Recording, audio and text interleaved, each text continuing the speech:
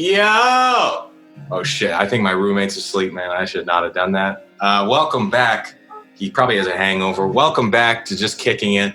My name is Soy. I'm with my boy Polo Show. And we are motherfucking Lifted What? And we are here to give you news, to give you fucking hip-hop news. We do this every week. We're MCs. We're from Calgary, Alberta. You know, we do this. This is our lives. We're going to make this a living. Amen. Yo. Anyways, that's an intro. But we're going to start with global. So first on the docket show, we got your favorite rapper of all time, Benny the Butcher. He dropped an album. I don't say of all time, but definitely one of my favorite out right now. Definitely is doing his thing. I'm just talking shit. A legendary run, you know, so I don't know, I'm not going to say all time, but like, you know, a couple more years doing it like he's doing, might be having a different conversation. Yeah. But yeah, I thought, so he dropped a project, Burden of Proof. What did you think of it, man? Man, I thought the shit was top to bottom. There's only one song I don't like, but I might like it eventually. What song is it that you don't like, bro? Oh, shit. Because what was that tone? Yo, tell me the song so I can pretty slap flawless shit to me, and I'm like, let me explain to you. The one, Thank God I Made It. Now I'm gonna have to revisit that because it just sounds really super mainstream, and it's just like, dang. I heard that song and I was like, bro, like I feel like this might be the one that works. I feel like this could chart. Maybe that's why I was like, man. And you're gonna make it with Queen Naija on the hook. Yeah.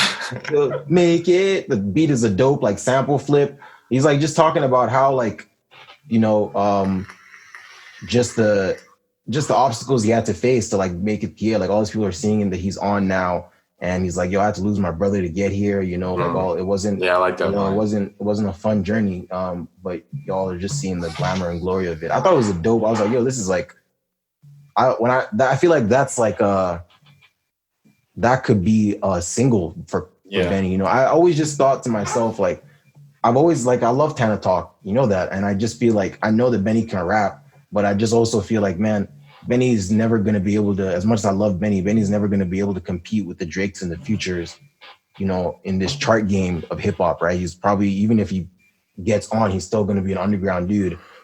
With songs, well, a lot of the songs on here, I feel like just Hit Boy's production, because Benny's rapping skill is the same, right? And it's with Hit Boy's production that it brings more of like a mainstream layer to it. So I think that song is going to work, honestly. Like, I think they're going to release like a music video for that shit. Like, and you're going to see that song work. Man, I was just, where did I just, on the Joe Budden podcast, they were like the song Spicy off Nas's album, the last track featuring Fabio Foreign and A$AP Ferg, which I told you is like my least favorite track on that project. Yeah, me too. Hit Boy said that's the only song off the whole project that charted, you know, and even fucking Rory was like, yo, I listen to that shit every day, you know, and I'm like, you know, so that's the fuck that, you know, so you know what I mean? Like, so it's like, you never. I don't know.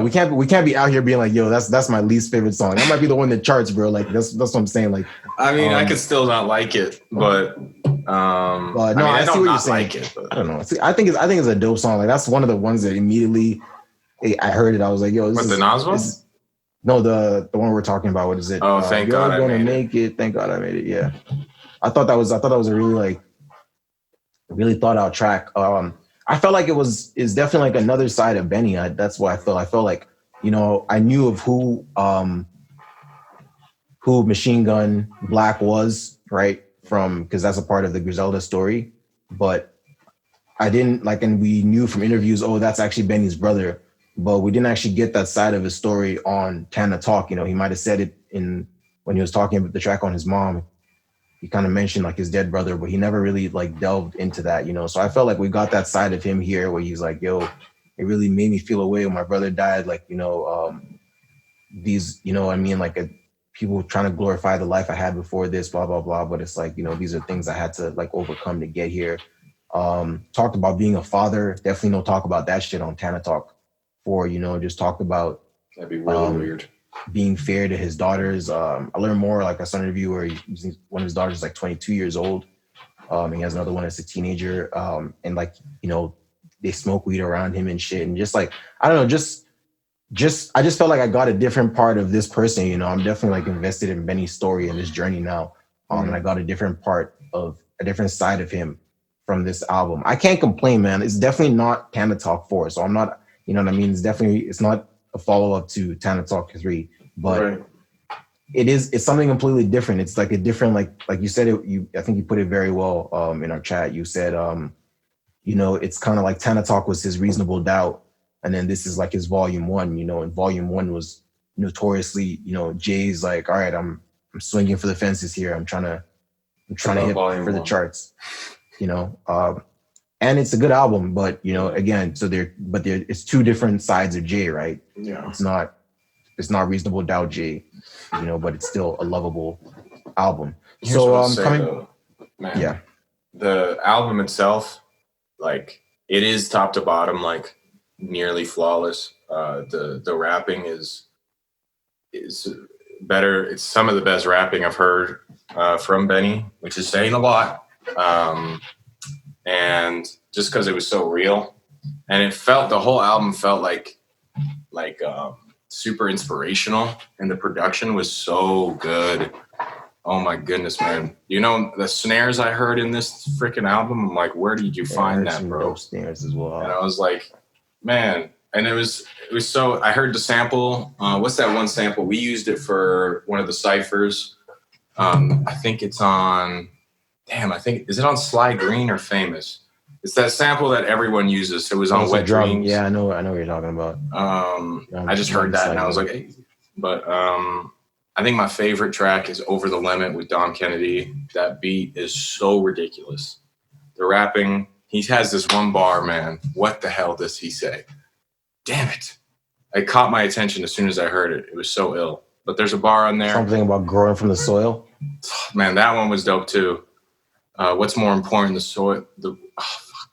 What's more important, the seed or the soil? Something like that. Like he had some really dope metaphors on here, man. Yeah, it's some. But honestly, you had to like. Yeah. Catch. But I fuck with it. Yeah. So you're gonna say? I'm just saying, like so far, like this is like probably, and I keep saying this, so it's a good year for hip hop. But this is easily one of the best albums this year for me.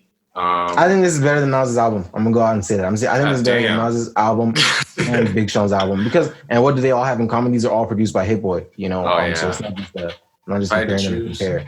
But out of all of them, that Nas album was nice. But like I don't know, like I've not gone back to it, bro. It was a nice moment, but I knew when I was listening to it, I was like, yo, we're not, you know what I mean? Like that's why this song has managed to live. So this might have more replay value. The Timeless record is still fire. I like Big Sean's verse. I like it more and more I hear it. It's not Wayne level verse, but his verse is like really real and he's talking about really current stuff. And I don't know why. I think we talked about it when the record came out. I love Lil Wayne and Big Sean together. I think they complement each other really well. And Benny did his thing, and man, I'm just so happy that this is such a good album. It's only 12 songs, so you know it's just like every song is gonna hit a certain way, and it's gonna be diverse enough, and the beats don't sound similar. I remember someone saying like the production is like reminds them of 2000s. This does not feel to me like this feels like the new wave. Like this feels like Griselda has the torch for hip hop right now. And Benny is the lead guy, and he's like bringing back like the not just soul sampling, but like just being able to rap really exceptionally well and making it cool again. Because it was kind of getting lost, and I think some of the albums this year, some of the drops this year have been that of bringing that back. Even some of the tracks on Drake's album, like he was rapping, and I was like, okay, like we need to see more of this. But I think it'll inspired me, like the production itself. I was like, after I heard Over the Limit, I was like, yo, I need to find an arpeggiator that's like sounds like that. And I feel like, that thing is crazy. I feel like people that are fans of Tana Talk, that were probably expecting another Tana Talk, like those are the people. I feel like because we heard from D, Infamy, another artist on the label, who's also fucking with Griselda, and he just said, you know, this album isn't as hard as the other Conway's album, who also dropped an album this year, which was more grimy. Definitely that album was more similar to Tana Talk. And that's the best way to describe it, is that, you know, what you want from Benny is that, you know, just that grimy shit, you know what I mean? And there is some of that on here, but for the most part, this is a much more polished, leveled up, like Benny's on that, like, yo, we on now, you know, we finally, all that rapping now, we finally made it. One thing I was gonna say is this album, upon first listen, I feel like this is an easier way to digest Benny the Butcher's music than Tana Talk 4. You know what I mean? Like, I can't imagine, like, think of the most girliest girl you know what I mean? Like, but might be into hip hop or not, trying to put her onto Tana Talk 3. I keep saying 4, but yeah, with Tana Talk 3. It's pretty, like, the beats are cold, they're sparse, you know, it's all the bars are about selling drugs and, you know, just fucking, you know, this fucking hard life, you know what I mean? So it's, I don't know, I feel like girls can't get into that kind of music. But when I think of, like, when you think of what the sonic palette for this new album, I feel like my sister could get into this album, you know what I mean? Just the way it is, like, it's a lot more dynamic, you know what I mean? I can just see, I feel like you know what I'm trying to say though? Like, I feel like a Tana Talk 3 is more for, like, the hip hop heads. You know, if you're a hip hop head, then you can listen to that thoroughly. Yeah. But a project like this is like for someone. I feel like I was trying to get Stefan onto Benny a while ago. And you know, Stefan's on his, like, indie wave. He doesn't even listen to rap like that. So I can see, like, I think he like checked out a couple songs off it and was like, yo, honestly, bro, this kind of rap isn't for me. Like, just what he's doing here. And I can kind of, like, see that. But then with a project like this, I'm definitely going to try to get him to listen to this whole project. And I know he's going to get something out of this because, you know what I mean?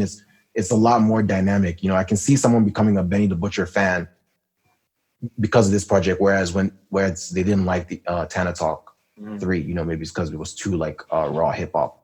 You know what I'm saying? Yeah. Yeah. So, yeah. I think we're both in agreement. Album's fire. The album's fire. So next topic, I wanted to highlight one track. Sure. Yeah. I really like Famous. Why?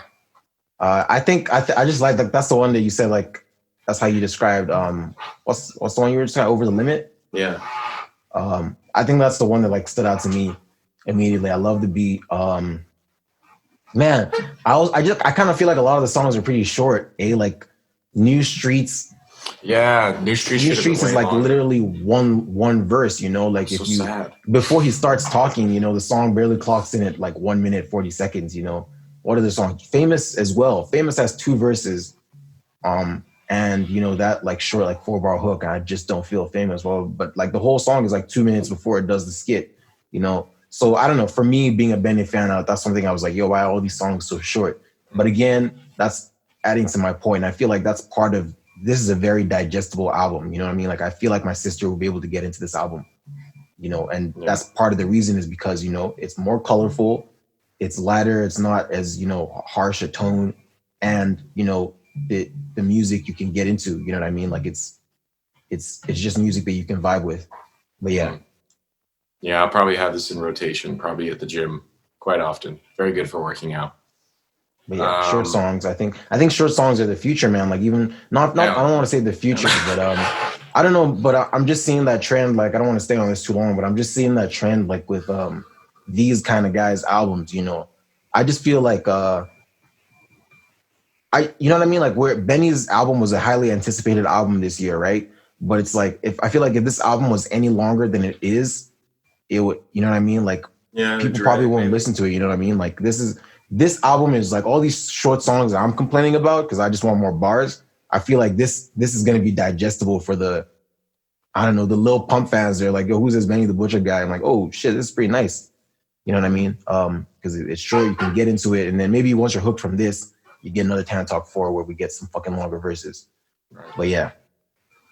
I'm very happy with this project, man. I think it's good. I felt like I needed to, because D kind of like, I feel like the night it came out, D was like, yo, this is not as hard as Conway's project. And I'm like, yo, let me listen to it a couple more times, bro. It's like, you just listen once and you're like, yo, this ain't it, Benny. Like, but no, I'm very happy with this. I feel like hip hop is happy with him, man. I feel like Benny's like a hip hop He's like a hip hop superstar right now. Not in the industry level, but he's respected in hip hop. And once those two connect, that's when he's gonna be a superstar. Absolutely, man. But yeah, I love Kanye. So next topic. Have you heard Kanye's new song? I haven't, man. Nah. The bar where he said, like, what do you say, Anakin? I have the high ground or something like that. Yeah, man. I'm just like I'm like I don't want to talk about Kanye almost like for the same reason I don't want to talk about this Tory Lanez thing because it's just like now it's just like I don't know, man. Like, what the fuck is his agenda, bro? Like literally, it's like 16 days to the U.S. election, you know, and he's still on some running shit.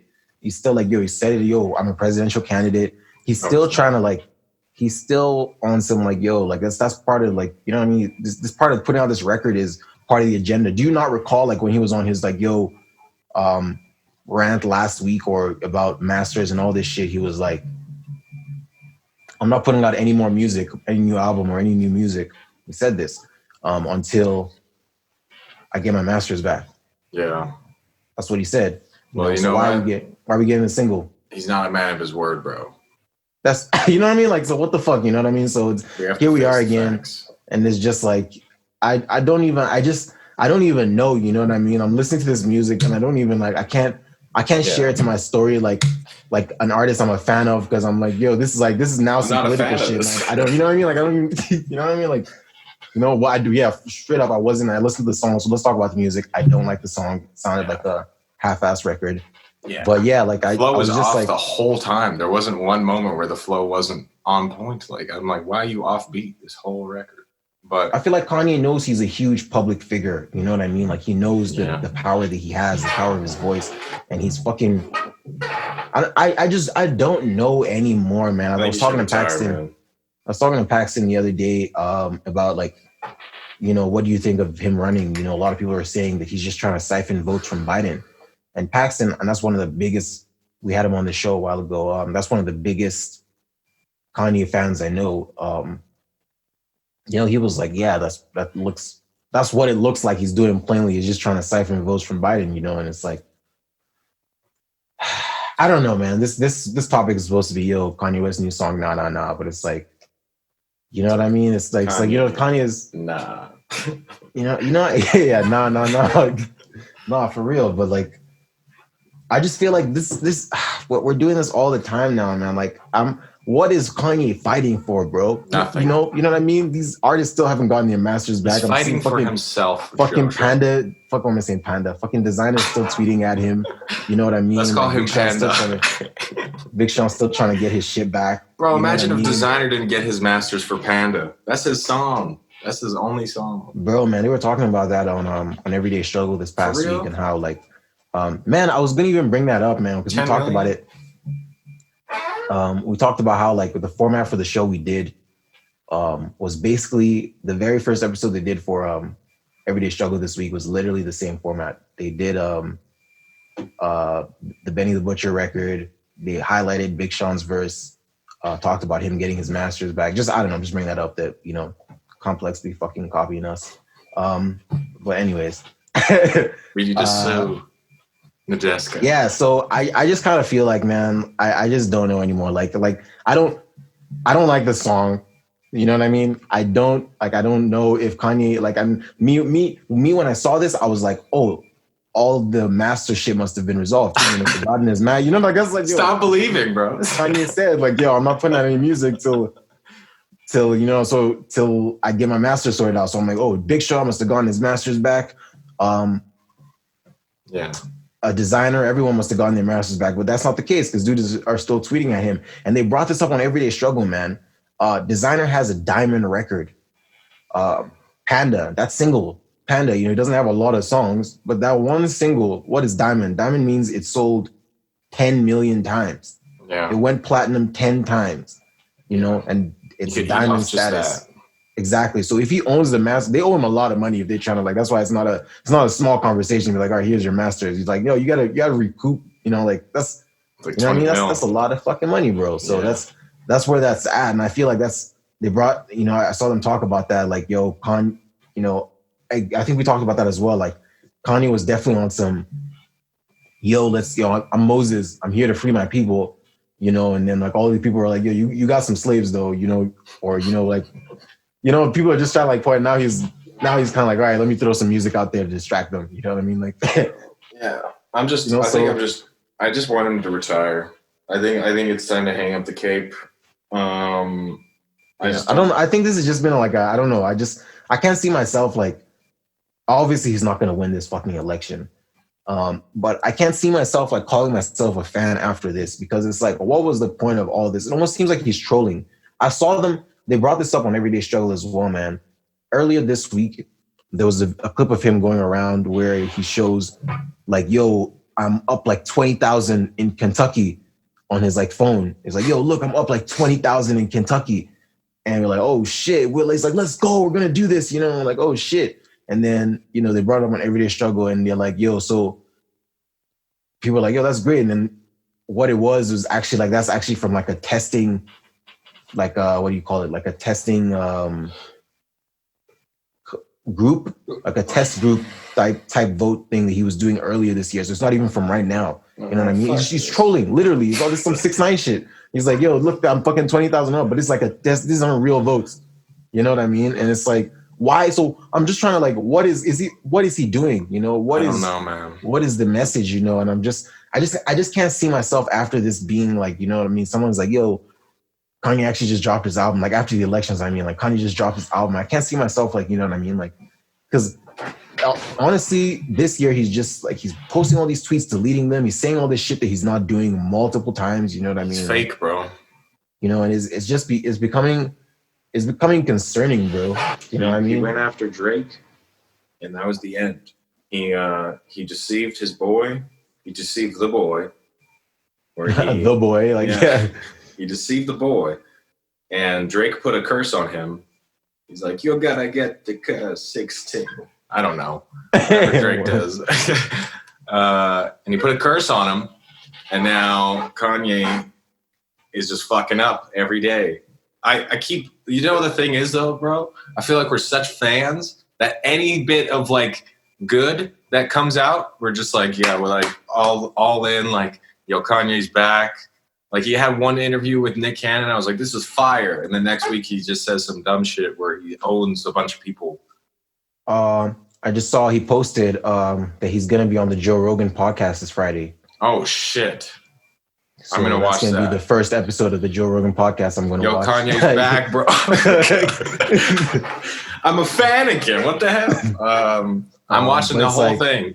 That's crazy. Well, you know, that's what, of course I'm going to watch. But, you know, he's definitely trying to, like, obviously take advantage of his platform, you know, and, you know, I feel like Joe Rogan doesn't give a fuck, you know what I mean? Like, that's going to be a great interview, man. Doesn't care about having whether the person that's on there is a pariah or whatever. He's like, I don't give a fuck. He's down to just have whoever on there. So I feel like Kanye's going to be talking some shit, and it's a huge platform, right? You know, so he's done, yeah. We'll see. I feel like this is the closest thing Kanye can, if Kanye is really trying to run for president, this is the closest thing he can get to like an official presidential debate. You know what I mean? Yeah, if you're running for president, why weren't you in the debates? Yeah, I don't know, man. Like, I'm just like, he's still like out here trying to get people to vote for him. It's like, could you imagine that debate? It's just like, what are you doing? You know what I mean? Like, what? I just don't even. I don't know. You know what I mean? I saw when Big Sean's album came out. I saw like one of the interviewers like was like asked him like, you know, they asked him a bunch of questions, and midway through the interview, I think it was like Genius. They asked him about Kanye, and you know, so what do you think about Kanye? You know, it's like, oh, you know, Kanye's like my brother. You know, we're always gonna bash heads, blah blah blah. And, you know, but that's always gonna be my brother. It's like, what do you think about like his religious, you know, political ambition? And he's just like, yo, I don't even want to talk about that. You know what I mean? It's like, you know what I mean? Like, it's like, I can see how that's like, yo, this is gonna take away from my interview if we try to get into, if I have to explain, you know, why I'm rolling with this dude. You know what I mean? And that's where it's at now. You know, so he just had to like politely be like, yo, I'm not trying to, you know what I mean? Like, nah. It was almost like maybe she didn't let him know about the questions before, but he just kind of like evaded it. And she's like, all right, I kind of read in the room. His answers to the question was like, yo, that's the guy that put me on, you know, like I always respect him. That was like the answer to like, what do you think of his political stance and all this religious shit? Like, yeah, you know, so that's when you're like, Kanye, like, you know, that's the guy that gave me this opportunity. I'll never, you know, next question. Let's go. Come on. But I'm just saying, like, well, these are people that are attached to so not just Big Sean, anyone, Tiana Taylor, Pusha T, who doesn't really do interviews, but anyone who's attached to Kanye's brand, right? Like this is this thing he's doing is trickling down to them as well, you know. So I think Design did a good thing leaving, man, because I think it was associated with other stuff. He said, you know, it was creative differences. It looks like he wasn't getting his compensation, but Yeah. I feel like if he was still there right now, you know, and thriving, if you know, he would be suffering from this shit, you know. And that's, I just remember wanting to sign to good music when I was in high school. I had the Cool Summer CD. I had like the fucking the poster that was inside the CD. I had it downloaded and it was the my desktop background. That was my goal, was as you know, just like J. Cole was like, I'm gonna sign to Jay-Z, just like Kanye was like, I'm gonna sign to The Rock. That was my like, yo, I'm gonna get good at rapping so that I can sign to good music, you know. And I'm like, you could not pay me today to sign to good music. You know what I mean? Like that's, you know, I could go back in time right now and slap my younger self and be like, yo, you don't figure this shit out. Don't like, think about it. Nah. So we can go on about this. This is supposed to be at the fucking song where we're talking about all this other shit, but we'll talk about that's what Kanye West has made his fucking brand about, bro. Yeah. Everything else but music. Yeah. So yeah. We'll talk about the guy next week. Hopefully the interview's hilarious. We can only really pick one more topic. What topic would you like to talk about, my friend, out of all these? We're going through all these topics, bro. We're just going to speed through them. I think they're all important, bro. You want to do all this? All of them, bro. Just read them and we'll bang through. Cardi B says why she's taking Offset back for filing for divorce. Why is she taking him back? I don't even know. So, man, you know that Offset definitely cheated on her maybe in 2018. My God. And she said she's going to divorce him. Yeah. Black men don't cheat, you know. So she alleged that Offset cheat on her. But that's impossible. But yeah, I don't know how that happened. Anyways, he made this whole video, you know, in 2018 where he, you know, it was like a savvy video. Rappers shouldn't be doing that, but he wanted his girl back. He was like, yo, I'm sorry, baby. I don't want you back. Blah, blah, blah. She took him back. So same thing again, just a week ago. She said, I'm filing for divorce. Tweeted it. She said, yo, I'm going to be single, blah, blah, blah. Next thing we know, we're seeing like it was her birthday. Offset was over there. It looks like they were all cuddly and shit. And then she went live and basically said this, no homo. She was like, yo, I just, you know, it's hard not to have a friend, your best friend in your life. It's hard not to have some dick in your life as well. You know, it's just, it was my birthday, you know. And anyway, so. Yo, I hate Cardi B, bro. Cardi B is not going to be divorcing her husband. Is there a word for female simps? Like because of this, but I don't know, man. I don't know. So I don't know what the situation is. So it sounds like he's just an alpha male, and I don't know, man. Like shit. Like I don't know why she's so cool with just like cheating and shit. Like maybe she is. I don't fucking know, man. I will say though, Cardi B is pretty bad, man. Probably the baddest in the game right now. You know, so who the fuck is Offset, you know, sleeping with on the side, you know? She's gotta be fire. You know what I mean? She has to look like Sweetie. Like but you know what? He's actually out in fucking LA where it gets crazy like that. I'm sure there's 100 girls that look like Sweetie out there. Oh ready trying to steal Cardi B. We're moving to LA, guys. We're moving the podcast. Nah. Yeah. Okay, so she's back together with him. She's back together with him. Congrats, man. I didn't want them to break up, you know. I didn't give a fuck. It is what it is. But yeah, we never want to hear about divorce. Next topic. Lakers win. I didn't even know they were in the playoffs. Yeah, man. So the Lakers won. This is LeBron's, I think, 5th championship, they're saying. Nice. I don't follow basketball like that. But I think this is a big deal because this is 4th? I actually don't know, man. Fuck. This is a big deal because I think they said historically, like my brother was telling me, in basketball, in a finals, you just don't come back from like where they were. I think they were down like 3-1 in the finals, so it wasn't looking like they were going to get it. That's fire. I think they have to win. They did that before. I'm pretty sure. I think LeBron. Yeah, and it's all exactly. It's only been done once ever before, and it was LeBron. That's so sick, actually. So that's the greatness of LeBron. LeBron won MVP in that game. Of course. I didn't watch the game, but obviously, you know, basketball and hip hop are synonymous, so it's definitely being celebrated within the culture. So shout out to the Lakers, man. Rest in peace to Kobe. Rest in peace. Next topic, we got a potential versus Migos versus Ray Shrimmered. It's actually like Ray Shrimmered. It's actually their band's name backwards, right? Or something's named like backwards because it's Ear Drummer is the name of the label. Ear Drummer. What is it? It's Ear Drummer. So RAE is backwards and Drummers is backwards. Oh shit! And that's the name of the label, Ear Drummers. All right, we got Migos versus Ear Drummers. Are you? And so it was Sway Lee that said it. I think he went live or something. Yeah. And was like, "Yo, you know, it would be a dope one, Migos versus Ray Shrimmered." So I don't know.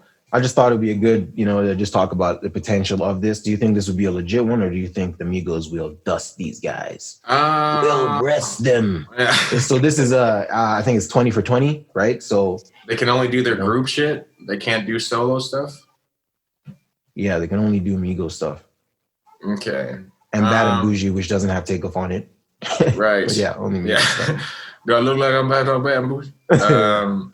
Nah, bro, I'm not gonna lie to you. I'm not gonna watch this. I mean, it's not a thing. Like it's just something that they who would win? Sway Lee is suggesting. Probably Migos. I think Migos have the biggest, like, because when I look at this, these are club guys, right? These are the guys that have the club records. Yeah. Migos has like I ain't got no type. Yeah, I ain't got no type. Well, they have no type. They have no Flex Zone, Black Beatles. You know, so they Black definitely Beatles was huge. They got hits, right? So it's not unwarranted. But I think as far as if we're in that realm of club records, I think there's just on Culture 2, which was not a great album. There's more songs on there that I think Walk It Like I Talk It. What else is on that album? Like I'm stir fry.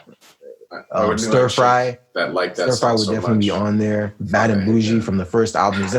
There's more than enough stuff from the first album. Yeah, I think their first album is, it's definitely like a classic hip hop album in that space, right? Yeah. So you know what my favorite Ray Shrimmer song is Guatemala. It's on. I think I've heard that one. I love that song, man. I just love the Caribbean shit, man. Yeah, Sway Lee was on his way for a while. He was trying to replicate fucking Unforgettable. Yeah. That was just a fucking hit out the gate. I think that's another fucking diamond record. Yeah, bro. French is come every once in a while. Yeah, but yeah. You got Migos? I might actually say drum ears, whatever. Like. Man, drum ears, yeah. Fuck ear drummers, bro. Fucking guy.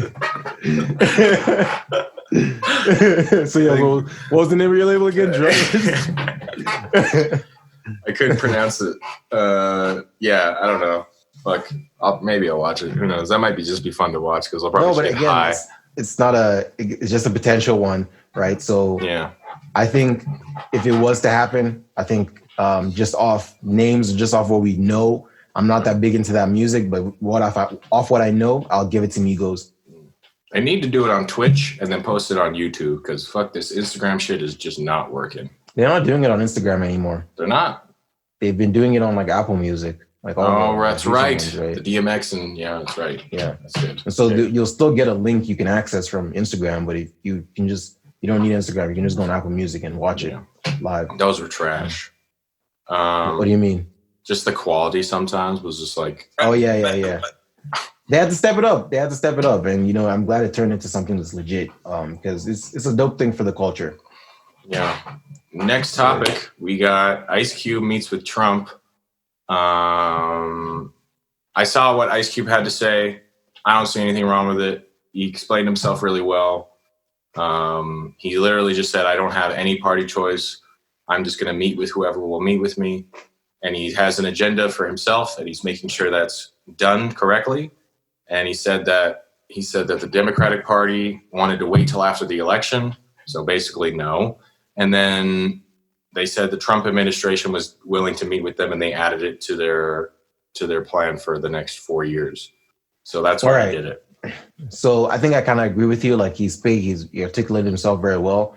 But just to play devil's advocate, I saw on the Joe Budden podcast, like they're not rocking with it, but Joe in particular isn't rocking with it just because he's like, yo, it's 16 days before the election, probably less now, like about 2 weeks before the election. And, you're meeting with the the enemy, you know what I mean? Like fucking, man. And I know you're trying to say like, and what he's saying doesn't make sense. You're like, yo, your agenda is you want to make sure that your people are taken care of, you know? And so you're meeting with the sitting guy, or you met with the dude, the Democrats, and dude is saying, all right, we'll implement something after we're in power. And so you're meeting with the sitting guy because you're about your people and you're trying to see what you can do right now. It does make sense, but I can also see it's like, if we know, like, for the most part, though, there is kind of like a fuck Trump agenda in hip hop. You know, it's like, yo, fuck this dude. Even Ice Cube released a single. Yeah, Ice Cube released a single called "Arrest the President." But you know what I mean? Do you remember that? So I do. But I'm just saying all this, but I'm playing devil's advocate here. You know, so I'm pointing that out. So how can it be this way? You know what I mean? Like how can we accept this from him if you know what I mean? I think it was just earlier this year, if not last year, that he dropped that "Arrest the President." He's definitely one of the people who is a voice in the genre and the culture. You know, it's just, I think what he's trying to point out, what Joe was trying to point out was this. It's kind of, you're a huge figure. It's like Jay-Z walking into fucking a meeting with Trump. You know what I mean? You know, he could come out after the meeting and explain himself. We'll hear him out, but it's like, it's still going to be a lot of people will be like, yo, that's, you know, a lot of people look at, you know, a lot of people rock with you, man. Stupid, man. I don't know. I just kind of, I think, I don't know. I can kind of see the point, because it's kind of like Kanye West got like a scarlet mark painted on him when he first did that meeting at the Trump Tower a while ago, where he went. But I mean, like, but right now everyone believes like Trump running for president right now is because he's trying to siphon votes from Biden, because he's like, we can't really prove that though. No, I know, but people just believe like he's Trump's pocket guy. But what I'm saying is he's never been able to walk out of that, because he was at that fucking, you know what I mean? He literally was at that Trump Tower wearing the MAGA hat, you know what I mean? Like, right. And it's just, it's not the same thing, because, you know, obviously Ice Cube has articulated himself, but it is the same thing in that Ice Cube is a huge public figure in hip hop, just like Kanye is. You know, having Ice Cube walk into a Trump office is enough to make, you know, some hip hop audience, you know, people that were on the fence in hip hop be like, yo, what, Ice Cube's rocking with this guy now? You know what I mean? They have that influence. Same with Kanye West. You know, Kanye West walking and shaking hands with Trump, saying like, yo, this my guy, blah blah blah. It's gonna make people look at him in a different way, in a different light, like that. You know what I mean? But wouldn't it be better if you actually went to someone that's actually going to implement what you're saying and actually take into account what you're saying and actually do some shit about it? It just also, but I hear what you're saying, and for the purpose of the cause, what you're saying makes sense. But at the same time, though, it's just it just looks like a contradiction, right? Like, you know, you're saying like, why didn't he do anything all this time? You know what I mean? Right. The timing's weird. I mean, man. Why didn't, you know, literally 16 days before the election, Trump's campaign's like, yo, come over here.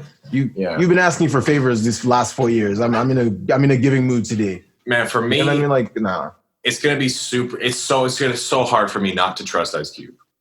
He's such a legendary figure. Like, he knows what he's doing, bro. He literally said, he's like, I'm not endorsing anyone. He's like, I'm just doing what I think is, I'm trying to get this done, and I'm going to go to the person that's going to get it done. That's all he's doing. If Trump's administration was to be like, oh, this is all you're trying to get done, fam? Yeah. Fucking, it's done. Just like that. So I got your vote. You know, you're going to tell all your people to vote for me now? Like, that's the game right now, man. It's fucking crunch time. He might say no. He might. I mean, you know, the thing is, man, it is a good look for the Trump administration. You're right. It is. But I mean, like, shit, man, if it gets done, it gets done. And that's the important thing. Actions speak. That's what Ice Cube said. He's like, I'm about action. So it's like, if this gets done, then man, let's fuck it. Like, doesn't. I don't know. Matter. It also just kind of feels like it's not giving the other side a fair chance. I mean, if he's trying to get it done as soon as possible, that makes sense. But it's kind of like, if your reason for not wanting to rock with the other guys is because they said they'll do it, but they can't do it as soon as the dude that's in power. They didn't say they were going to do it. They said, we'll take a look at it after the election. So it's like that's the thing, man, is they want to use Ice Cube like that. That's fair. I don't know, bro. I think it's just, and I guess it's a negotiation tactic on his part then. If they're like, oh, okay, cool. I'm gonna be talking to Trump tomorrow. Then, like, you know what I mean? Like, so Ice like, Cube is in an ill ass see if we position. can sweeten this deal, like, for him. He's talking about it casually, like, yeah, I had both political parties come to me and like ask me about my plan. I'm like, yo, how ill is your life? Like, you literally just have like these organizations coming to you, and like that's pretty sick. I trust Ice Cube. I believe he knows what he's doing, man. He's always been a foundation of hip hop for me, and he is always going to be that. So it's like I'm not ever going to discredit him in that kind of way, because I have way more trust in fucking Ice Cube than I do Kanye, because Kanye's been on some bullshit before, but Ice Cube's always been like real like that. So I can't really. And okay, so just again, the whole time there for listeners, I was playing devil's advocate, but for the most part, I do agree with, you know what I mean? Like, it's like if my home is flooding, you know, and I call up company A and they say they're gonna get it done tomorrow, and I call up company B and they'll say they'll come right now, I just have to sell my soul or whatever. I need to get that just water out. Like, you know, like, small payment. I need to make the best decision right now for the flood. A small loan of $1 million. But obviously that's an extreme analogy, but I'm just saying, like, you know, urgency. He's just like, yo, who's gonna give me results faster, you know? So he's being logical, and that's what this is about. Because at the end of the day, both these parties don't really give a fuck about these interests, you know? So he's just like trying to explain. At the end of the day, they're both fucked. So, but nah, bro, I trust Ice Cube. And I see people calling him some crazy things. I'm like, yo, you are not about to talk about Ice Cube. Yo, man, but it's just like crazy, bro. Like, this is like, that's like, we talked about this a couple months ago, when it's like, yo, when J. Cole can put out a track and like people were talking about canceling J. Cole. I was like, Love Yours. Fuck me. Lost Ones. Like, yo. Anyone that starts with an L. You know, bro, what? Like, people were talking about now they want to fucking cancel All of Born Sinner. You want to get rid of that, bro? You want to cancel Ice Cube, like a fucking hip hop legend? Like, no, man. Like, Ice Cube could fucking say he's voting for Trump. I'm gonna still be fucking like, I'm like, that's, for real though. You know what I mean? Like, so. Yeah, man. Shout out to Ice Cube. I trust you, bro. You the man. Billboard Award winners. I didn't even know that happened. I didn't watch it either. Yeah. Billboards aren't loved in hip hop, you know, but it's we'll address the winners. Did so Drake the majority win? Winners, Drake, definitely scored some wins. The majority winners were Billie Eilish. Second was Ed Sheeran, sprinkled all around. But yeah, Billie Eilish was a takeaway. Damn. You know, Ed Sheeran is like her pop stuff. Ed Sheeran's that dude, you know, it's that dude. He's fire though, man. His music is like, man, like, people younger than my little brother can listen to like Ed Sheeran songs, like they sing. I've been at his like soccer games where like they're singing his songs.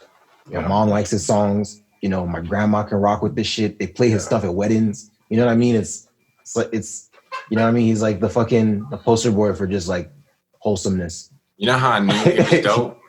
It was when the first time I got into his music, it was because this girl that I was super into, she was FaceTiming me and she told me to listen to this song. And of course, like, I had a huge crush on her. So like, that's how you know an artist is dope, when a girl comes to you and is like, yo, you need to hear this. I don't know why, but like, as a dude, like, you're kind of like, all right, well, now I'm a fan. Like, and that's exactly what I was saying about this Benny album. Yeah. Benny now has an album that a girl would be willing to listen to. Yeah. But yeah, I 100% understand what you're saying. Shout out to the Billboard Awards. You mean nothing. Nigeria. I don't even know, what is this about? Nigeria protests. So yeah, man. So the Nigerian government has a police unit that was established to protect citizens, especially ones that have been protesting. They're supposed to be like the unit, and they're called SARS.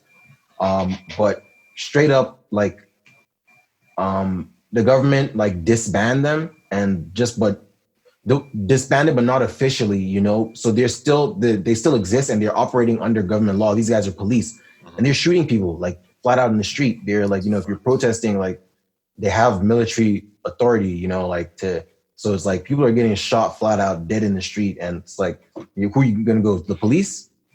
Yeah. Police are the ones killing, you know. So this is an ongoing thing right now. So I've seen a lot of like major Nigerian artists like Burna Boy, Wizkid, just like prominent Nigerians all over the world, like go on like to use their platforms to voice what's going on. And the hashtag is end SARS, and end police brutality, end SARS brutality. So yeah, this is an ongoing thing, so send prayers out to Nigeria, and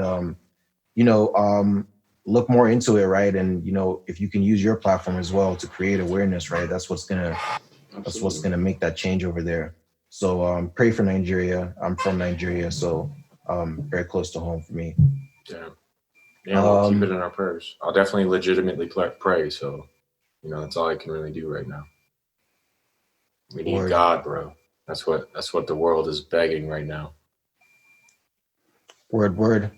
So, on to our national. Our favorite Canadian rapper, the boy, Drizzy Drake, Six God. He just dropped, or he was just featured on a remix by an artist called Young Blue. Have you heard the song? No. Is it good? Oh man, fuck! I wish we. Yeah, I actually really like the song. I saw that this is a song that was already out, and then this artist tweeted like a screenshot of his DMs with Drake. Drake said like, "Yo, leave an open verse on it. I'm gonna hop on it." Didn't even ask. Like it was a hot song all the young kids are listening to right now. Like, yeah, give me that yeah, that's what it is, man. It's a song that was already doing good, and Drake is like, "Yo, let me hop on that." Like, and so I saw like people got at this dude, Young Blue, and was like, or Young Blue tweeted like, "Yo, I'm not about to fumble the Drake feature like Trippie Redd did." Because apparently shots. Drake said in that Rap Radar interview, right? Like God's Plan was actually a song he sent to Trippie Redd, right? What the hell's that verse sound like? And then he was gonna do this. Trippie Redd was supposed to do the second verse, but I guess he said he wasn't feeling it or whatever. But yeah, people now like give him a hard time. Obviously, his fans are like, "Yo, God's Plan could have been yours. What the fuck are you doing, bro?" Like, So it's kind of the same thing. So yeah, they brought it up, and then yeah, Trippie Redd kind of like went on a thing where he defended himself. Like he like posted like a screenshot of like all his plaques, like just showing like, "Yo, I've been going hard. Like people just don't know. Like and I've done it all without." Yeah, it was like, "Yo, I did it all without a Drake feature," And I was like, "Yo, that's some real shit." Mac was like that too. Mac Miller took pride in that. Like, "Yo, I did all this without a Drake feature." So this dude, I was bringing it up because, yeah, this dude basically said that when it came out that, Trippie Redd had responded to him, this dude was like, "Yo, I wasn't even trying to like, make it known that I had Drake on my song or whatever. Drake was the one that actually said to like tell you guys, like he said, you'll send that to Academics, and Academics was the one that posted it." So I mean, it just goes back to what we already know about Drake, man. Drake is a fucking wave rider, man. Drake is like, "Yo, this is a new popping song. Hit up that dude." Like, basically, he's like, "Yo, hit up that dude. Like, yo, give me a fucking blank verse. I'm hopping on this. Yo, tell the blogs that I'm hopping on this."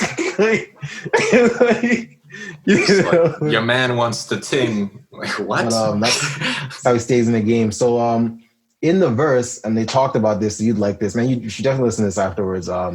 Drake kind of gives an example, or so the song is called "Your Mind Still," and it's an R&B joint, and it's just kind of about don't go moving on to some next dude, because your mind's still, I'm still, you're still the girl for me, blah blah blah. That's the theme of the song. And so Drake hops on, and in his verse, he's kind of like, I don't want to misquote it, bro. So let me just read it from Genius here. Your mind still lyrics.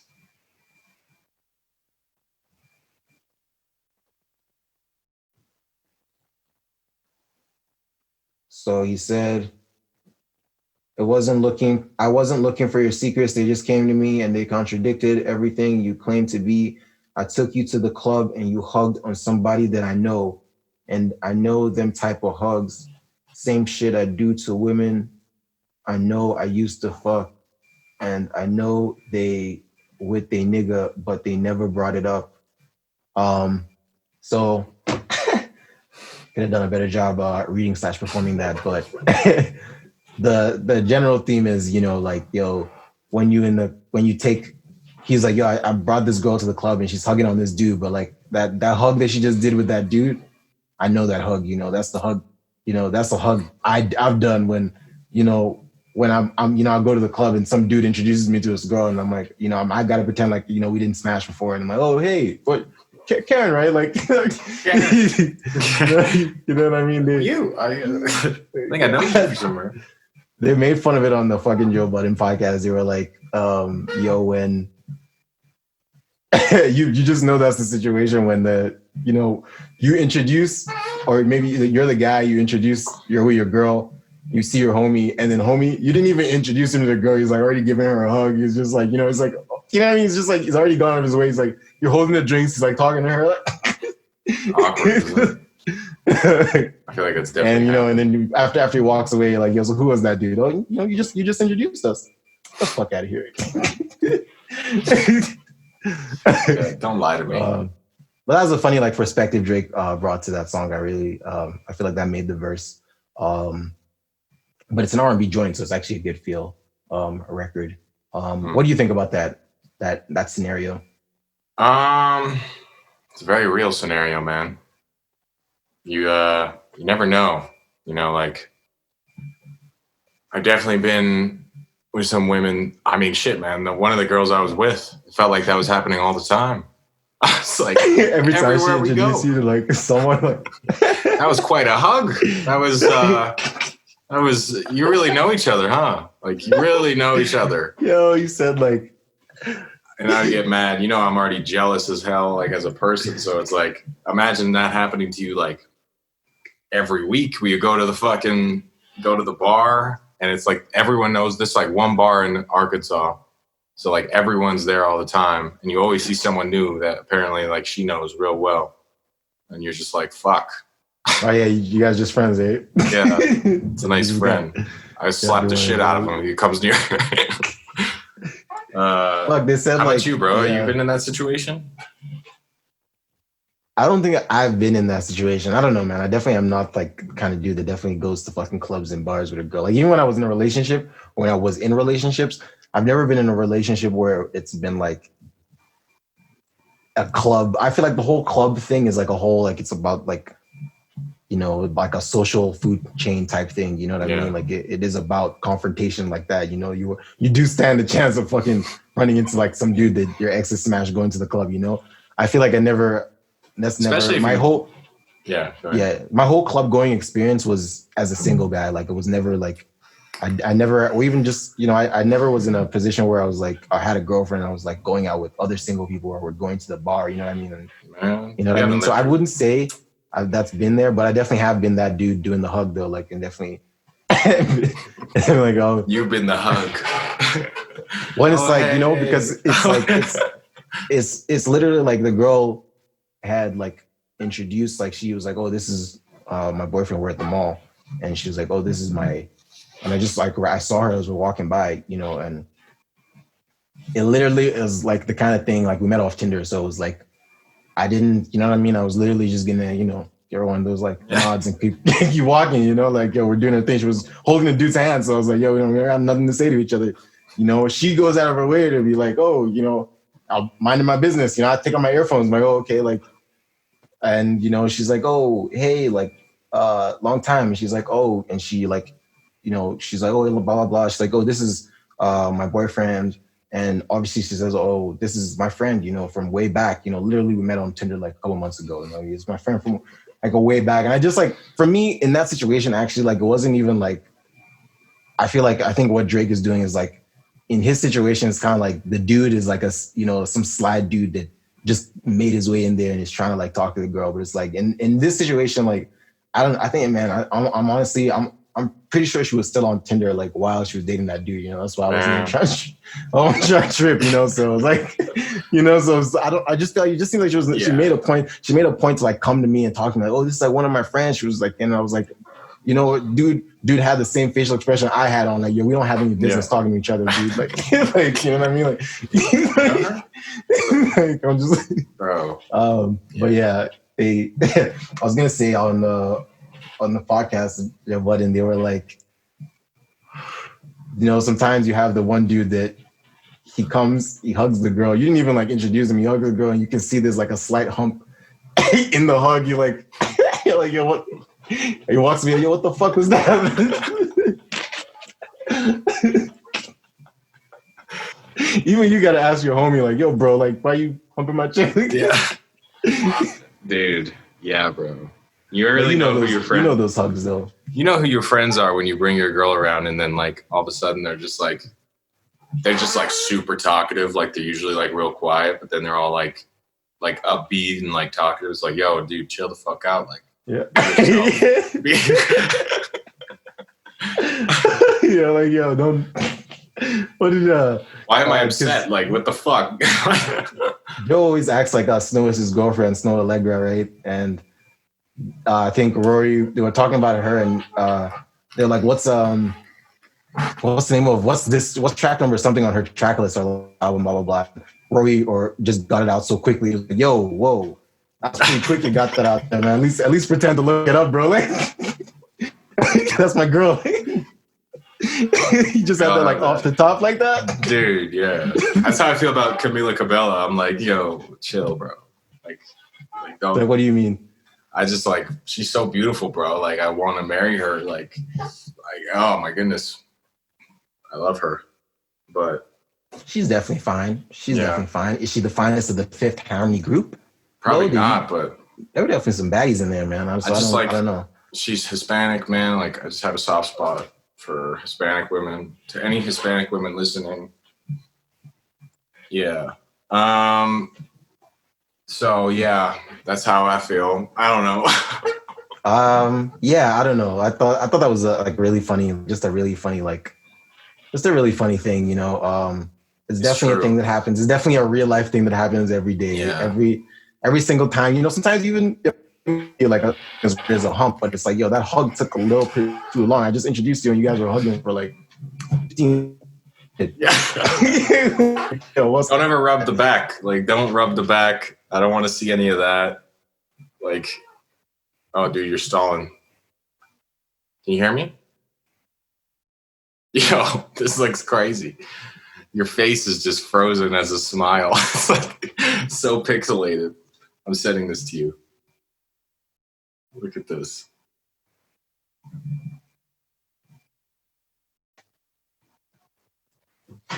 Yo, can you hear me? Yeah. Fuck, what happened? I don't know. Am I moving now? Yeah. I just sent you a picture of like what just happened. All right, fuck, we got to cut this part out of this. Fuck, it's gonna be a fucking weird fucking production. Like, all right, so let's end this. So basically, yeah, watch out. Heed Drake's warning and watch out for that dude always hugging your girl. Yeah, man, they're out there, just waiting. Yeah, dude. So to our next topic. On to our next topic, artist innovation. Oh no, sorry. Like, this guy confirms his associate Peter Drake. I didn't want to even talk about this because it's like, man, T.I. is just cloud chasing, you know, on a fucking sad level. He's revived literally happened like 2011, like really. Yeah, it was like that it even happened. Like, I don't even. No, it definitely did happen. Like, definitely, it was like people were trying to get the information about it. And it was like people made him like, yo, up Kelly shit. Like, it was like, yeah, like, and you know, and because there were people that were witness to it, and they were like, yo, Drake didn't do anything when he got on, so he obviously liked it. You know, people want to run with that Drake now.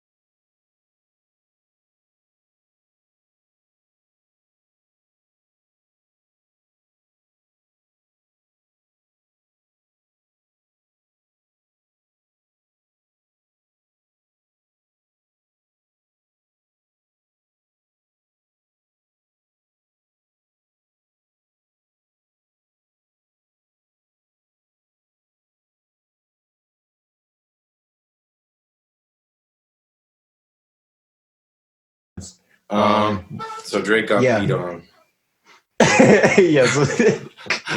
Yeah, so basically T.I. says in this verse, like he's rapping about the homie. He's like, yo, you were just so fucked up. You know, you went and peed on Drake that one night, but you my dog. I knew you since the trap house. But it's like, you know what I mean? Like this, he's just trying to like ride. Like we're talking about this right now. You know, it's a headline. This is the headline from T.I.'s album. You know, the one headline that has made it to hip hop blogs. You know, from T.I.'s album, and it's like him talking about Drake getting peed on. You know, and it's like I don't know. I don't like it, man. I don't like it at all. I think it's a true story, but it's like it doesn't look like dude was drunk and he peed on Drake. You know, why are you bringing this up? Yeah. You know, is Drake gonna text you like, yo, man, thanks for clarifying that up? Yeah. Thanks a lot, man. Like I was waiting to tell that story. It's on my next album, Certified Lover Boy. Live. Hello. Welcome back to Just Kicking It. We're starting off a little different today. We got a guest, Illy. How's it going, man? What up? What up, man? My name's Illy. Come from Calgary. I got bars for days. You know what it is, man. That's what we want to hear. Yeah. That's good. We're starting off with local. Illy has a very busy day ahead of him, busy man. So we're going to just get right to it. My first question for you is, what made you start rapping?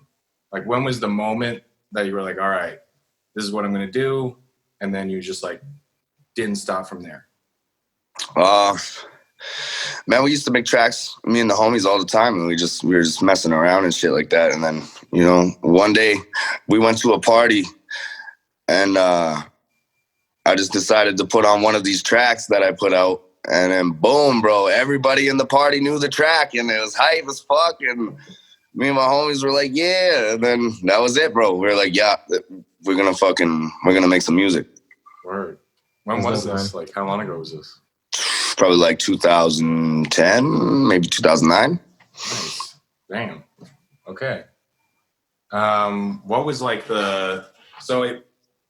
you started rapping because you like got a really dope reaction from like a crowd of people, right? Yeah, basically, man. But like we always, like me and my homies, we'd always rap and fuck around and shit like that, but we never really took it serious. We would just make tracks and do whatever with them. And then boom, yeah, that one day everybody was like super hyped. There was a party, it was a big ass party, and everybody was hyped about the track. And I was like, oh shit, like people actually know this shit. So I was like, yeah, okay, we're gonna keep it moving.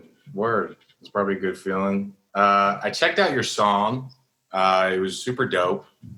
But I went to your like page and I only found one. Do you have more music out than just which song? You went to Spotify? Yeah, I think it was No Pressure, No Diamonds. Yeah, that's my own release right now. Well, there's another one on there. It's called Party in the Kitchen. It will, like, right now I'm trying to build my own Spotify, and I only have the one song up there because I used to rock with a group.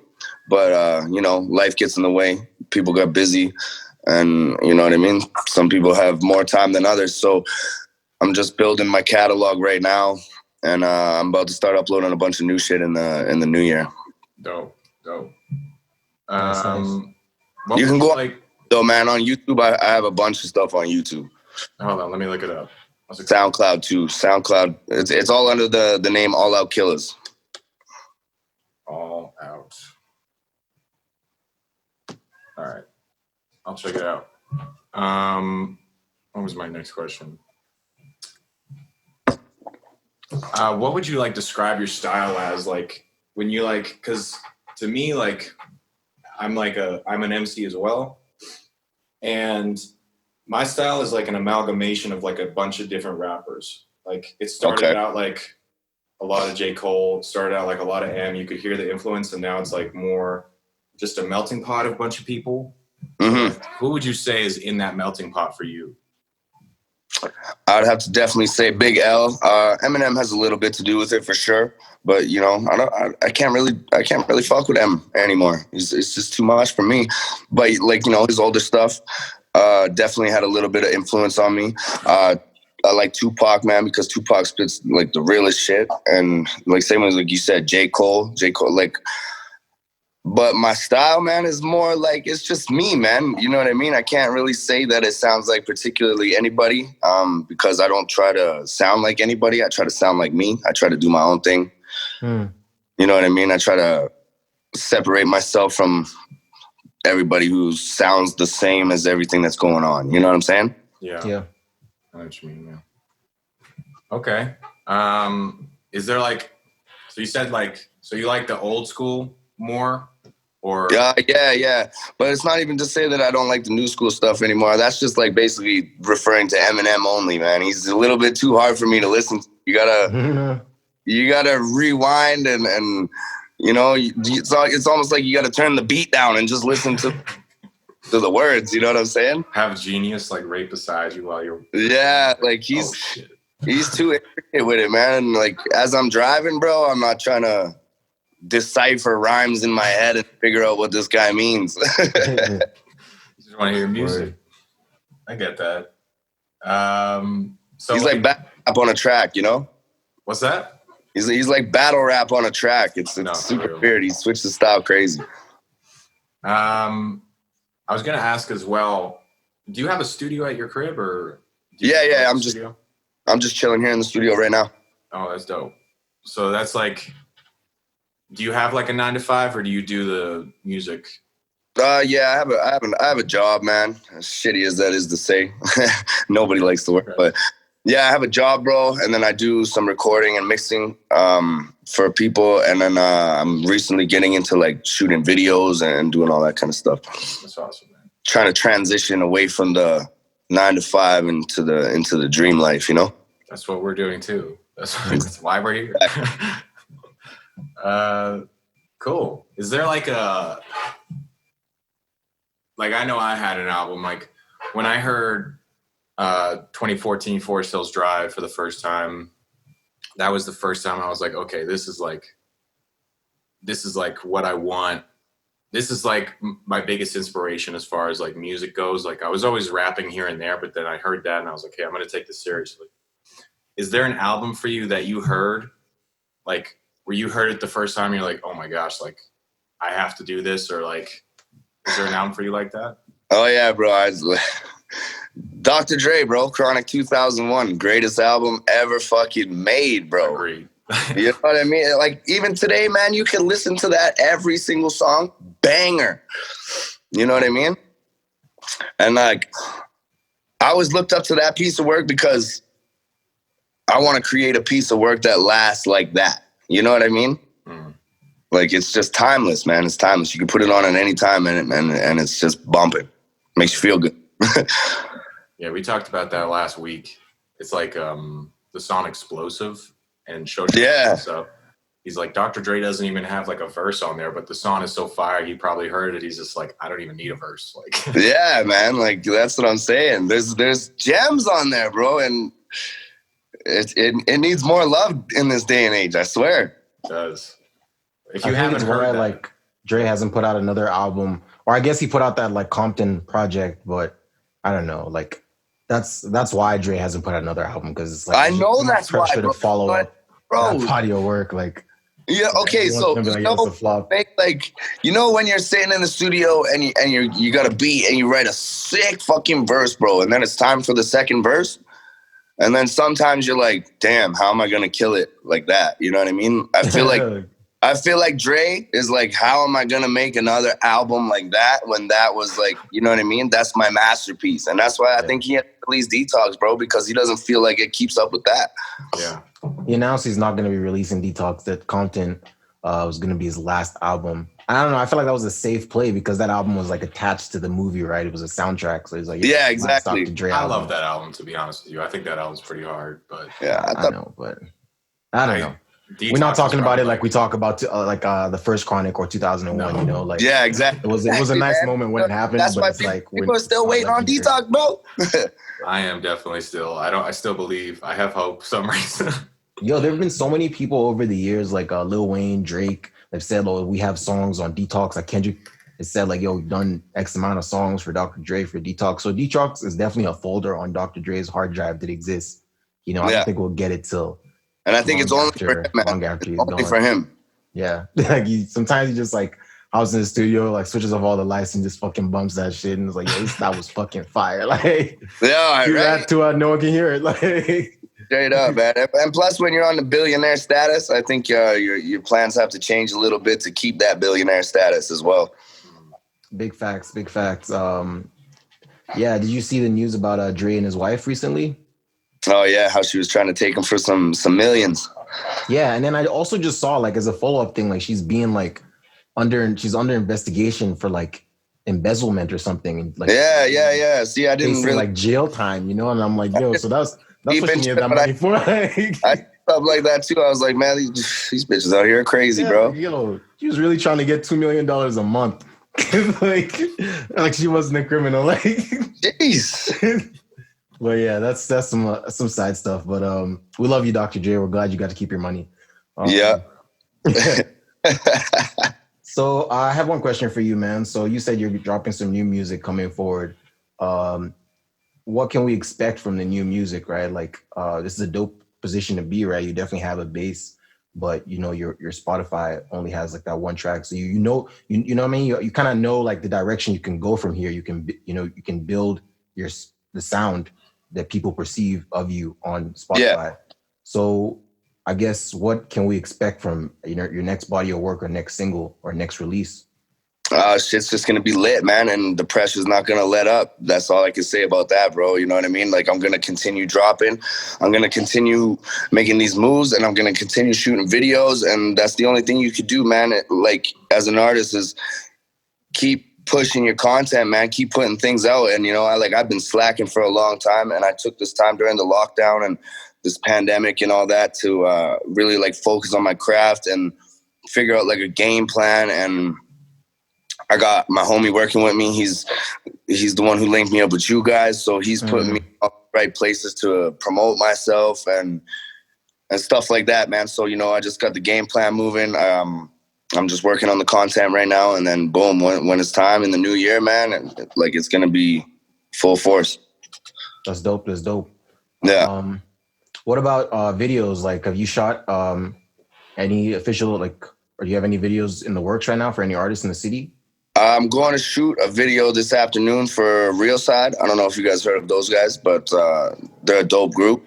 Okay. And they're based here in Calgary? Yeah, they're based here in Calgary. That's dope. And I've known these guys for a long time. Like my best friend is cousins with two of the guys. And I just hit them up, man, because, I'm learning as well. And I was like, you know what?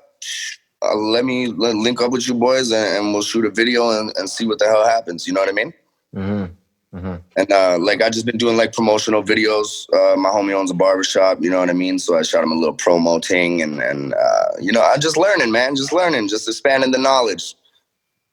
That's good, man. So just getting the skills, the basis for the skills on there. So basically, do you have any like fancy setup? You're starting just pretty basic? Starting pretty basic, man. I got a camera, I got a gimbal, I got a few little tools, but mostly like I'm mostly into like the studio thing. That's why I try to get video thing as well, because it's like if you come over and you record a track, mix it, and blah blah blah, then it's like, yo, I can shoot you a video too if you want. You know what I mean? Mm-hmm. Just package. Yeah, that's a dope idea. Mm-hmm. What kind of mic do you have? What kind of mic? Yeah. I got Newman TLM 104, I think it's called. Okay. Oh man. I got a bit of gear here, bro. You know what I mean? Let me turn around for you guys. I got shit. Gear. You know what I mean? I'll show you the mic right here. That's pretty fun. Yeah. I've been investing slowly over some time. That's dope, man. That's definitely like an industry standard microphone. The 104, the 103. I think Drake uses that mic. So yeah, you're in good hands with that. Yeah, it's definitely crispy. So as far as audio engineering, where did you like learn to do that? Just like self-taught over time? Yeah, man, I just self-taught over time. Like I said, me and my homies used to record back in the day, and we just to make our little tracks in the bedroom or whatever. Like, man, we used to sit in the bedroom for like months, bro, with the mic in the closet and just spitting, bro. And I didn't even know what I was doing. But like, I would have to say within like the last 2 years, I started taking it a little bit serious because I got tired of paying for tracks in the studio and I didn't like how they sounded or like, you know what I'm saying? Like I always knew I had an ear for it. I know what I'm trying to hear, but if people, you know, I just got tired of people not bringing me what I wanted to hear. So I just try to develop my skills on that as well. That's good, man. I think that's the way to do it nowadays. Well, yeah, man, it's all about being independent, you know? Word. Do you make your own beats or? No. I started making beats a little bit.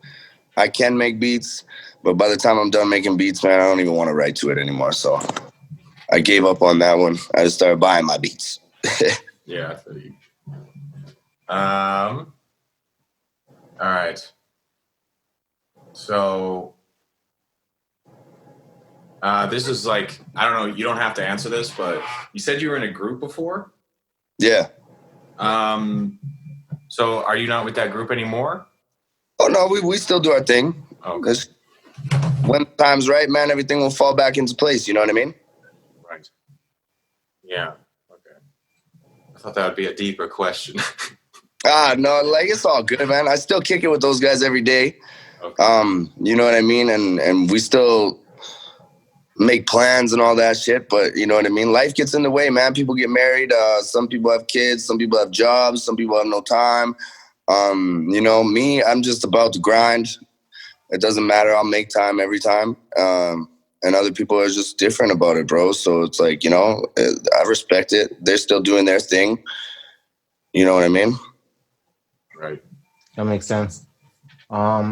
So I guess something we should have started with, but just for people listening, what is Illy403's, you know, music and brand about, you know?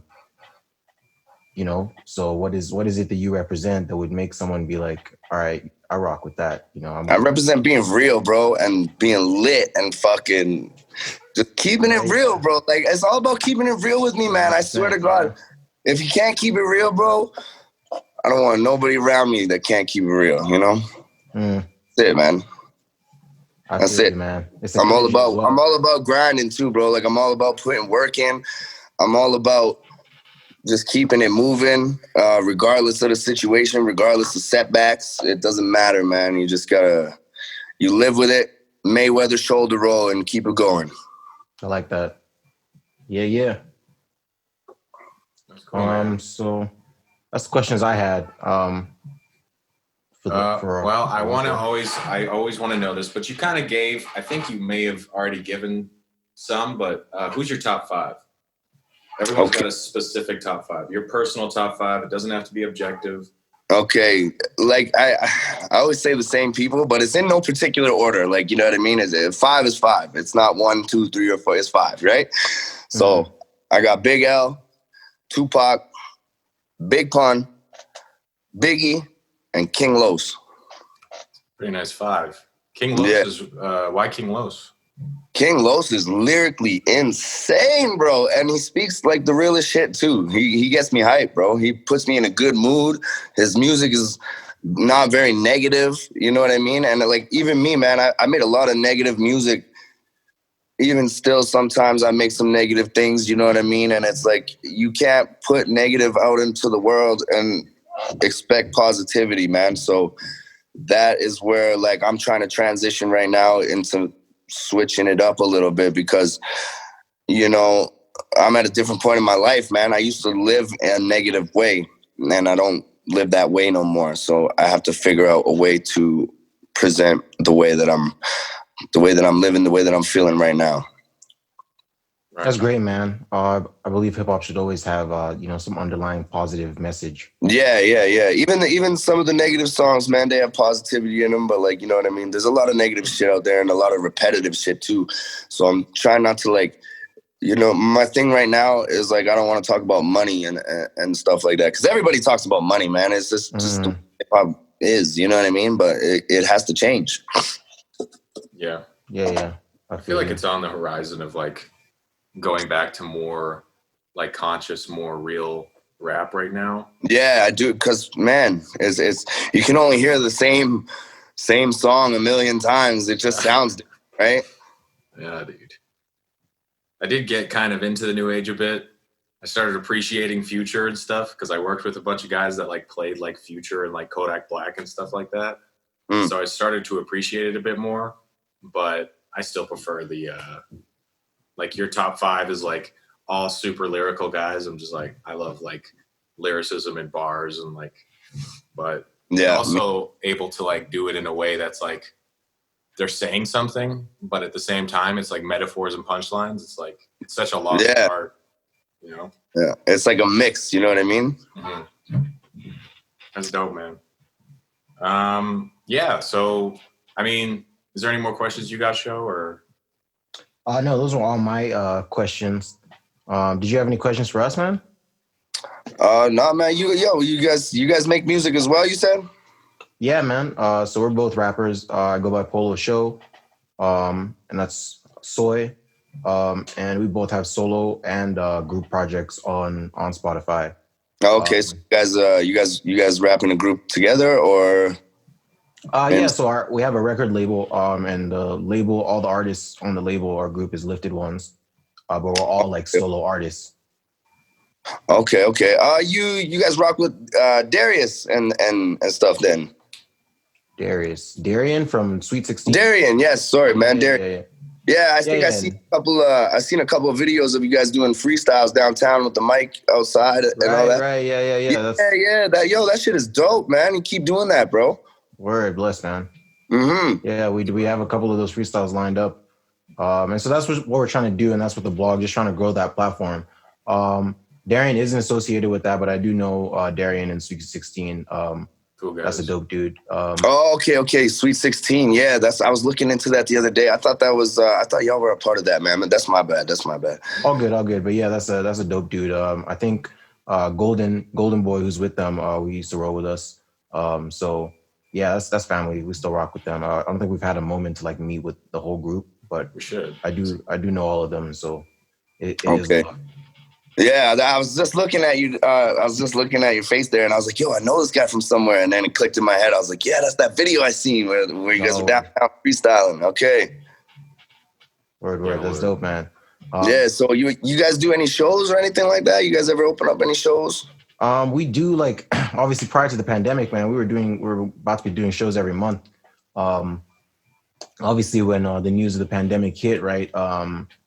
It just changed our plans. Things are starting to open up right now, but we just decided, like, as a label, because we used to plan shows and like host shows just as promoters, since we're gonna have to put our name on the situation. Like, we're just gonna kind of just wait, because I mean things are still looking kind of funny as far as trying to gather people. So that's where we're at. You know, we're dying to get back on stage, right? I'm sure every artist is. Oh yeah. I think it just needs to be done safely and properly. But I'm seeing a resurgence of it happening in the city, of course. Like, I'm seeing a couple shows.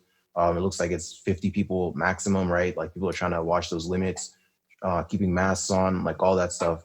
So I think we're gonna, like, I just feel like COVID's not going anywhere, right? Until we get a vaccine, right? So if we want to get back to the way things were, we're just, you know, this is a new normal, and we're you're just gonna have to kind of wait it out. Yeah, accept it. So, I mean, we're just kind of at the end of the year here. We have other things we're trying to invest in as far as the label.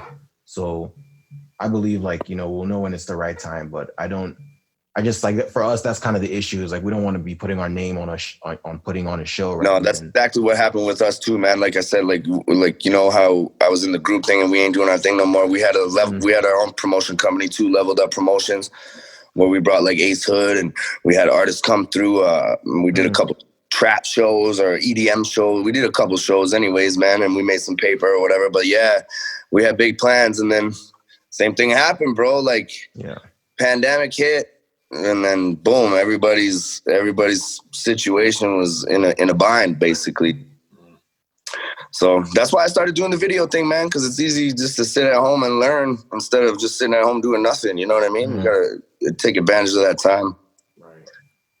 I think the best part about, like, the generation we're in is, like, because back in the day, you kind of had to choose one lane and you had to just stick with that lane, or people wouldn't really rock with you. But nowadays, like, you can direct videos, you can do a podcast, you can rap, you can do this, you can do that. And it's like, you can just be like all those things all wrapped into one, and it's not weird anymore. You know? Yeah, man, you can do whatever you want nowadays, bro. You anything. Yeah. You name it, you could do it. You know what I mean? Yeah, sweet. Yeah, dude. Looks like it's almost 9:30. But yeah, man. We wanted to thank you for coming on here. Sorry about the late start, but oh man, it's all good, man. Respect for having me out here, anyways, man. You know what I mean? And I'm sure we'll do this again at a proper time. I'm gonna start dropping in the new year, like I said, man. And once I get some steam rolling, I'll come back on here and you guys can ask me whatever questions you got. Awesome, man. Yeah, we'll have you on again for sure. What's your Instagram? Illy403. That's so simple. Is there a website too? Try to keep it simple like that so somebody can remember. But you know what? There's another dude. He's from Australia, and his name is Illy. And I was like, yo, what the fuck? And he's actually popping. Okay, yo, fuck you, man. He's popping, bro. Damn. And he's popping too. So I was super cheesed about that, man. I was looking online. I'm like, who the fuck is this guy? You gotta get him on like, yo, add an area code to that. Like yeah, that's why I said I was like, okay, I'm from the 403, so I'm gonna put the 403 at the end, right? Yeah. It's nice. It looks slick, man. It works for you for sure. Yeah. Any parting words you have for the scene? You know, I feel like part of, you know, why we're doing this, right, is obviously to contribute back to the hip hop scene, right? We're all in our own way trying to contribute to the scene, you know, whether it's in videos or in engineering or in music, right? So any words you got for, you know, the hip hop community in the city? Just, man, stick together, man. Lift each other up.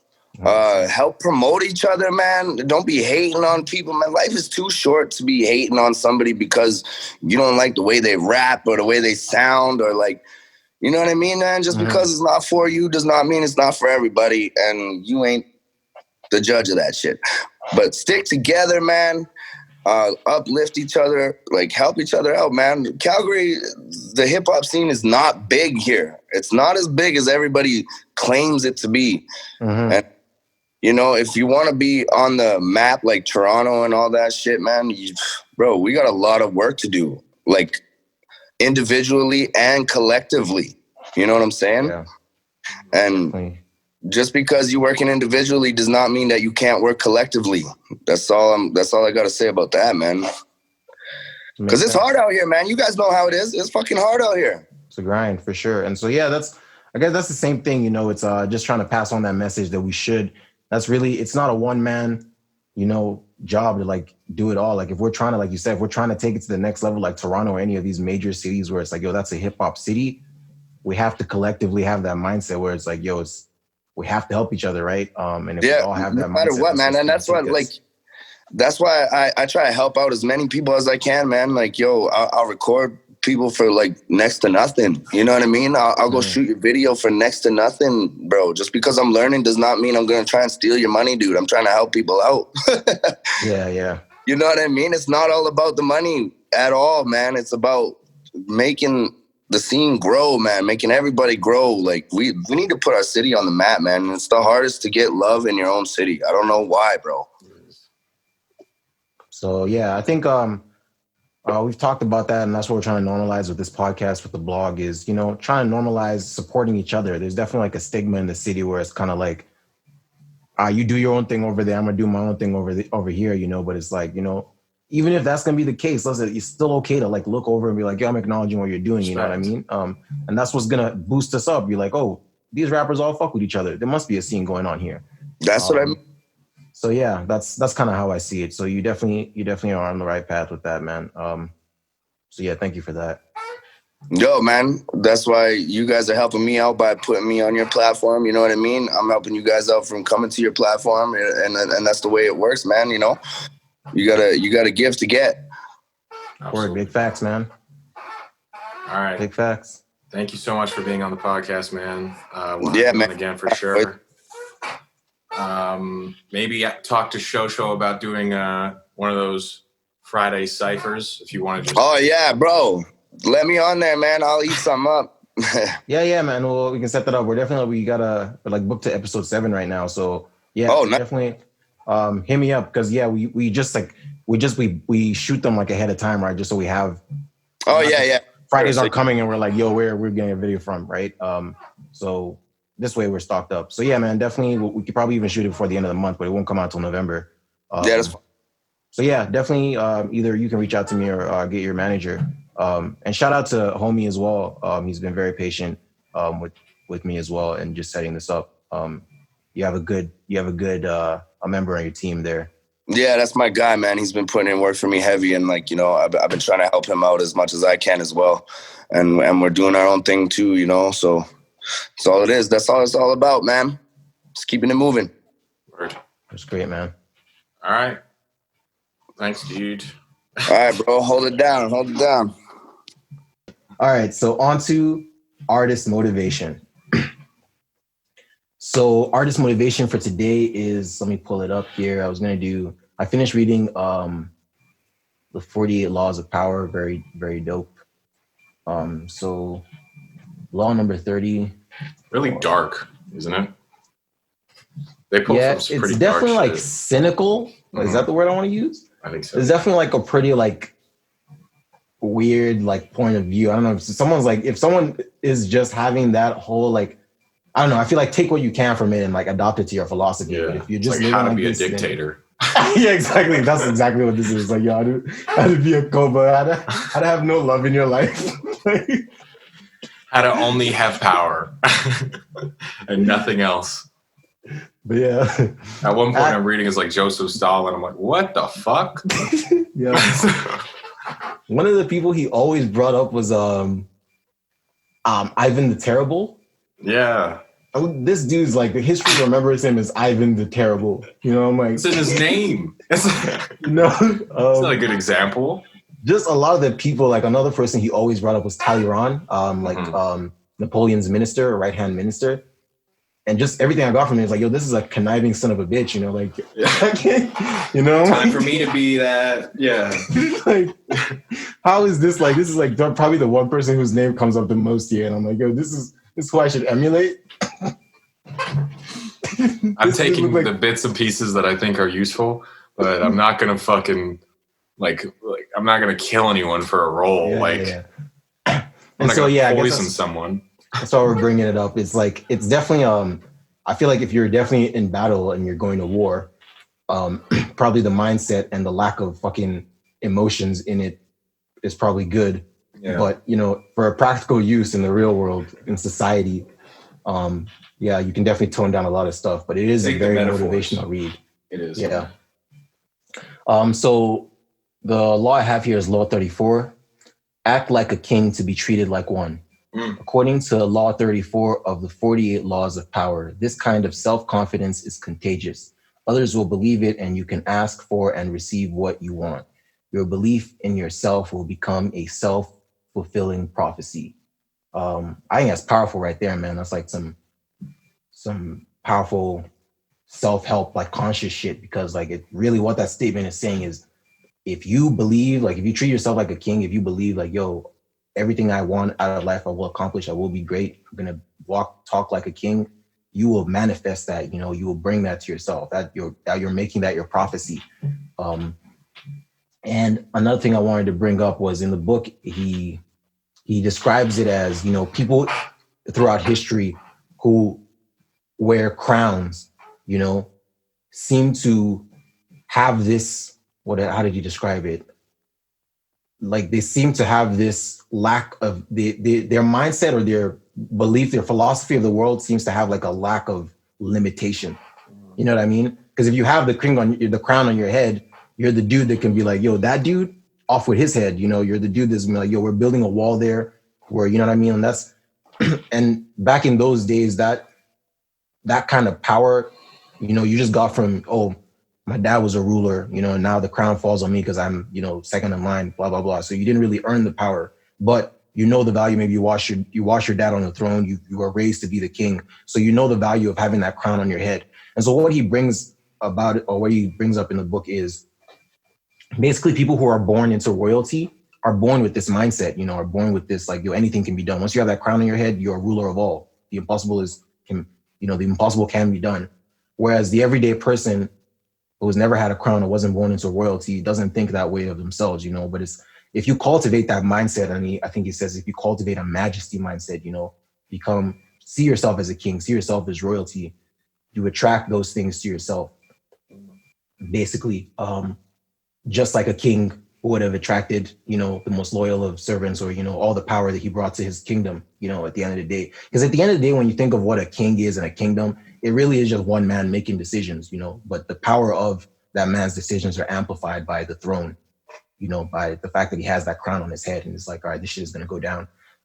So the takeaway here is you can take from that, right? Like, treat yourself like a king, that's, I think I see that in all the greats. I see that in Jay-Z. I see that in Nas. I see that in a young Biggie and young Pac. They walked around like, they were kings in their time.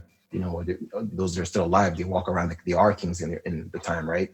And so that's the takeaway. Emulate greatness. Emulate that mindset of a king, and you will be able to forge your own future. Dope, man. I was sick. So yeah. All right. In conclusion, we are Lifted Ones, and thank you guys for listening. This is the portion of just the two of us. We're about to cut to the local segment. Actually, the local segment would have been before the artist segment. That's why, man, it's going to be a weird thing. Oh, fuck. Okay. Yes. So yeah. This is the end of the podcast. Thank you guys for listening. My name is Soy. You can follow me at The Only True Soy on Instagram. Make sure you subscribe to the YouTube page if you're watching this from YouTube. And Shosho, you got your Instagram? Yeah, so my Instagram is Poliano_DA_Don. Make sure you follow the Lifted Ones Instagram as well. Lifted_ones. And then these podcast clips always get posted to YYC Hip Hop Daily on Instagram, and that's also the website, yychiphopdaily.com. So be sure to check that out. Also, if you're an MC in the city and you want to be on a podcast, do reach out to us on any one of these Instagrams. Absolutely. All right. This has been Just Kicking It. Thank you guys for listening. Peace out. Peace.